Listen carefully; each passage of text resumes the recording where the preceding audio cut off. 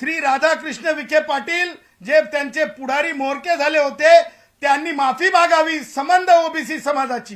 राधाकृष्ण विखे पाटील तुम्ही ओबीसींना भटक्यांना ऐकलं का? ऐकलं का?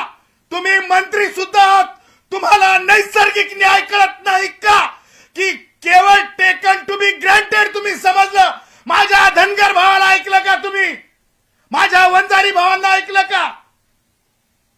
माझ्या माळी भावांना ऐकलं का? माझ्या साळी भावांना ऐकलं का तुम्ही? तुम्ही न ऐकता केलेली कारवाई मला कोणत्या समाजाला हिनवायचं नाही, परंतु कालचा निर्णय पाटीलकी सारखा झाला। जुन्या काळातील प्री इंडिपेंडन्स संविधान अस्तित्वात येण्याच्या आधीच्या काळातील झाला, पाटीलकी सारखा झाला, पाटीलकी सारखा। आणि संविधानिक भारताच्या राज्यामध्ये पाटीलकी सारखे निर्णय चालत नाहीत। निर्णय हे संविधान आधारित पाहिजेत। आणि म्हणून राधाकृष्ण विखे पाटलांना मी आव्हान केलंय की त्यांनी स्वतःहून तो शासन निर्णय मागे घ्यावा। आणि जर करायचंच असेल ना राधाकृष्ण विखे पाटील, तुमच्या स्वतःच्या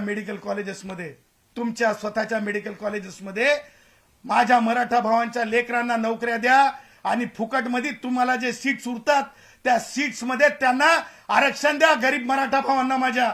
कारण मोदीजींना ईडब्ल्यूएस मध्ये गरिबांसाठी सवलती दिलेल्या आहेत, आरक्षण दिलेलं आहे। तुम्ही मन मोठं करा, पैसा काय पैसा काय पैसा काय, कोरोनामध्ये सगळे इथंच ठेवून गेले आहे। पैसा काय पैसा काय पैसा काय, कोरोनामध्ये सगळे इथेच ठेवून गेले आहे। हे सुद्धा तुम्हाला सुचवण्यासाठी आहे राधाकृष्ण विखे पाटील।